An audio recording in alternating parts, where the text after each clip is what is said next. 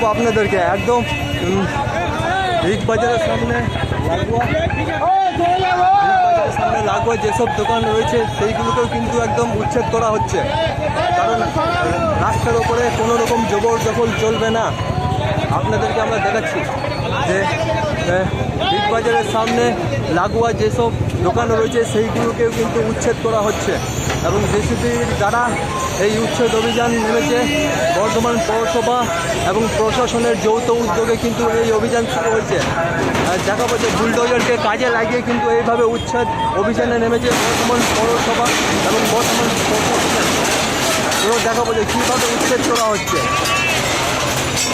জেসিবির দ্বারা এইভাবে কিন্তু উচ্ছেদ করা হচ্ছে। আপনাদেরকে আমরা আজ থেকেই বর্ধমান পৌরসভা এবং বর্ধমান প্রশাসক তারা এইভাবে উচ্ছেদ অভিযানে নেমে গেছে এবং ভেতরেই যেসব স্মার্ট বাজার সামনে লাগোয়া দোকান রয়েছে সেইগুলোতে উচ্ছেদ করা হচ্ছে, যে চারিদিকে কিন্তু হইচই এবং ভাঙচুর করে দেওয়া হচ্ছে জেসিবির মাধ্যমে। আপনাদেরকে দেখাবো যেমন চারিদিকের ভিউ দেখাবো যে চারিদিকে একটা একদম হইচই পরিবেশ সৃষ্টি হয়েছে এবং বিশাল পুলিশ বাহিনী রয়েছে এবং উচ্চ আধিকারিক রয়েছে, প্রশাসনের উচ্চ আধিকারিক রয়েছে আইসি থেকে শুরু করে বড় বড় আধিকারিক। এবং দেখাবো যে বিগ বাজার লাগোয়া যেসব দোকান রয়েছে সেইগুলিকে পুরো একদম ভাঙচুর করে দেওয়া হচ্ছে জেসিবির দ্বারা। আমি দেখাবো যে পুরো চিত্রটা দেখাবো যে কীভাবে মানে জেসিবির দ্বারা কিন্তু ভাঙচুর করা হচ্ছে। এইভাবে একের পর এক দোকান কিন্তু এইভাবে উচ্ছেদ করা হচ্ছে যেইগুলো জবরদখল ছিল। আপনাদেরকে দেখাবো যে বিশাল পুলিশ বাহিনী রয়েছে এবং জেসিবিকে কাজে লাগিয়ে কিন্তু বর্ধমান শহরে আজ থেকেই শুরু হয়ে গিয়েছে উচ্ছেদ অভিযান এবং সেই উচ্ছেদ অভিযানকে ঘিরে কিন্তু একটা হইচই পরিবেশ তৈরি হয়েছে। বিশাল পুলিশ বাহিনী রয়েছে এবং বর্ধমান পৌরসভার আধিকারিক রয়েছে, তাদের যৌথ উদ্যোগে কিন্তু এইভাবে উচ্ছেদ করা হচ্ছে। আপনাদেরকে আমরা সেই চিত্রটা দেখাচ্ছি। দাদা, এই যে অভিযান করেছে কি বলে পৌরসভার এই অভিযানকে? আমার কোনো জানকারি দেয়নি আর আমার আসার আগেই ভেঙে দিয়েছে। আর তারপরে মলওয়ালা বলছে এটা আমার প্রপার্টি, কোনো গভর্নমেন্ট প্রপার্টি না। আর কী আছে পেপার, ওটা পেপার দেখাবে, তখন দেখুন কী কথা হবে। তারপরে পুলিশ তো দেখবে পেপার, আগে পেপার না দেখে ভেঙে দিয়েছে। তো কিসের পুলিশ? কি পড়ালেখা পুলিশ করেছে নাকি এমনি চিটিং করে পুলিশ হয়ে গেছে? এই যে দোকান ভেঙে দিয়েছে না, কাগজপত্র দেখে দোকান ভেঙে দেবে? তাহলে মলওয়ালা তোমার কথা বলতো, আমাকে কোনো আগে থেকে সূচনা দিত যে হ্যাঁ মালটা ভাঙছি, আমি তোমার দোকানটা ভাঙবো। আর ভাঙছে তো আমার দোকান তো শুধু ভেঙেছে, তারপরে তো পুরো ছেড়ে দিয়েছে।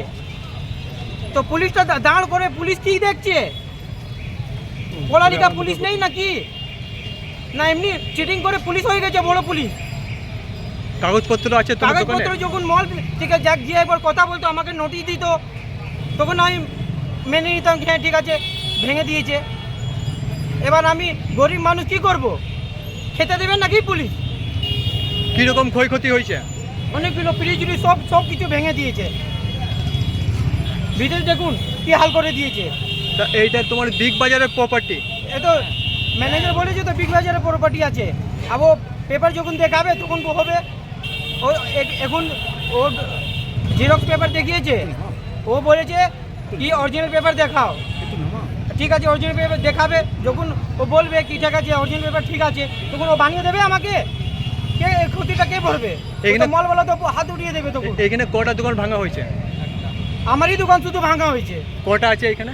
অনেকগুলো দোকান আছে, তা 10-12টা দোকান আছে। তার মধ্যে তোমারটাই ভেঙে দিয়েছে? আমারটাই ভেঙেছে। পুলিশ বলছে কি আগে ভাঙো তারপরে কথা হবে, আগে ভাঙো তারপরে কথা হবে। পুলিশের এই ভূমিকা নিয়ে কি বলবে? তো পুলিশ তো ওই তো আমি বলছি চিটিং করে পুলিশ হয়েছে নাকি? যে আগে ভাঙো তারপরে কথা হয়, আগে কাগজপত্র হয় না, আগে কথা হয় না, ভাঙা হয়, এই হয়, এই পুলিশ হয়ে গেছে বর্তমানে পুলিশ। কত টাকা ক্ষতি হয়েছে দেখো না, পুরো ভেঙে দিয়েছে। আমি কি বলবো, এখন বানাতে কত টাকা লাগবে কে ভরবে? আপনার নাম কি? আমার নাম সুনীল। কত টাকার ক্ষয়ক্ষতি হয়েছে আনুমানিক? ওই তো 2-3 লাখ টাকা লাগবে বানাতে। আর তারপরে টাইম যাবে আলাদা, আমি কি বসে খাবো? আমার ছেলেগুলো আছে পড়ালেখা করে, কে দেবে ওদেরকে স্কুল ফিস? কি নাম আপনার? আমার নাম সুনীল। কত বছর ধরে ব্যবসা করছেন? 3 বছর থেকে ব্যবসা করছি আমি।